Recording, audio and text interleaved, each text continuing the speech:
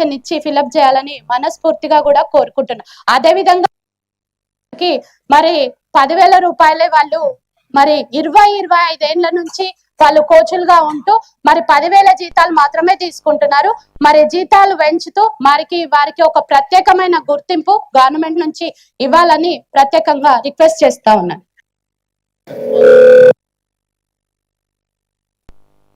అనేది చాలా టాప్ ప్రియారిటీగా తీసుకోవాల్సిన అవసరం ఉంది. ఇక్కడ ఉన్నటువంటి కార్పొరేటర్స్ ఇద్దరు ఎంఐఎం కార్పొరేటర్ కానీ మరి కాంగ్రెస్ కార్పొరేటర్ చెప్పినటువంటి విషయాన్ని ఈ స్పోర్ట్స్ కి గౌరవ ముఖ్యమంత్రి గారు చాలా ప్రాధాన్యత ఇస్తున్నటువంటి సంగతి మనందరికీ తెలుసు. ఎప్పుడు లేని విధంగా స్పోర్ట్స్ కి బడ్జెట్ కూడా కేటాయించడం, ఇంటిగ్రేటెడ్ స్కూల్స్ ద్వారా అందరికంటే ఫిజికల్ యాక్టివిటీస్ పిల్లోడికి ఎడ్యుకేషన్ తో పాటు ఫిజికల్ యాక్టివిటీస్ ఉండాలని అన్ని రంగాల్లో దేశంలో మరి ఎక్కడ స్పోర్ట్స్ జరిగినా మన రాష్ట్రము మన దేశం యొక్క పేరు ప్రతిష్టలు ప్రపంచవ్యాప్తంగా ఉండాలని మొన్న జరిగినటువంటి దాంట్లో కూడా ముఖ్యమంత్రి గారు చెప్పారు. ఎందుకంటే అంతర్జాతీయ స్థాయిలో మనం ఎక్కడన్నా స్పోర్ట్స్ ఈవెంట్స్కి వెళ్ళినప్పుడు, మన ఒలింపిక్స్కి వెళ్ళినప్పుడు మనం చూసినట్టు మెడల్స్ చూసినట్టయితే మన దేశానికి చాలా తక్కువ వస్తున్నాయి అనే విషయాన్ని ముఖ్యమంత్రి గారు వారు concern express his concerns also.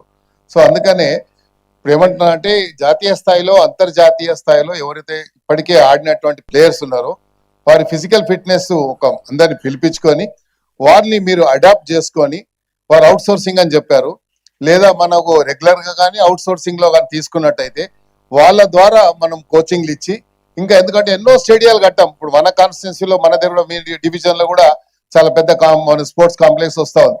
మన దాన్ని కట్టిన తర్వాత అది ఐడియల్ గా ఉంటే there is no meaning of constructing any kind of sports complexes.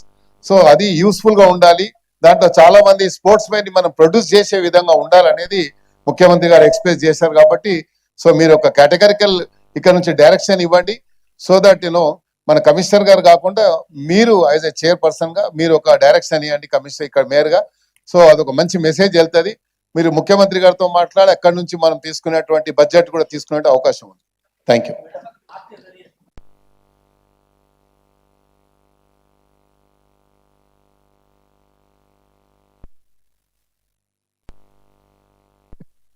बाबू हल्के असेंबली राजेंद्र नगर में मैडम 2014 में कांटेदन इंदौर स्टेडियम और स्पोर्ट कॉम्प्लेक्स का इनाग्रेशन होता है और उसके बाद